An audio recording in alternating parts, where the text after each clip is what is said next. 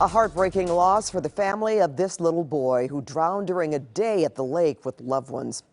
Good evening, everyone. I'm Pat Harvey. 9-year-old Dante Clark was swimming with his young cousin in Lake Elsinore when tragedy struck. This afternoon, Dante's relatives spoke with our Lauren Pozen. This is the part of the lake that Dante Clark's family says he and his cousin were playing in. They say the boys were throwing rocks into the water.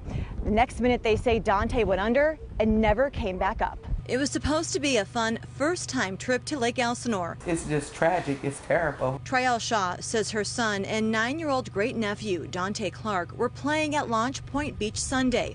When they got further into the water, trouble started. It dropped from 3 feet to 8 feet. So they're playing, they're not really paying no attention. They don't know. The boys started treading water. Shaw's son says Dante grabbed onto his arm but lost his grip and went underwater. A bystander pulled Shaw's son out. Dante never resurfaced. Divers with the sheriff's department began to search. Dante's cousin says as each hour went by, the family got more frustrated. Y'all literally put tape around literally that one section where my cousin was at.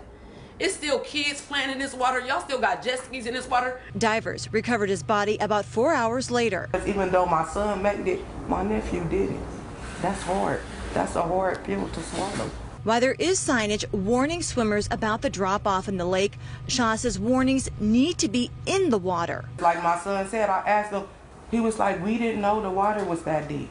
We reached out to the city of Lake Elsinore. A spokeswoman says the city will review its safety policies at Launch Point after the sheriff's investigation and is encouraging anyone who saw the accident to make a report. Dante's family is now planning his funeral.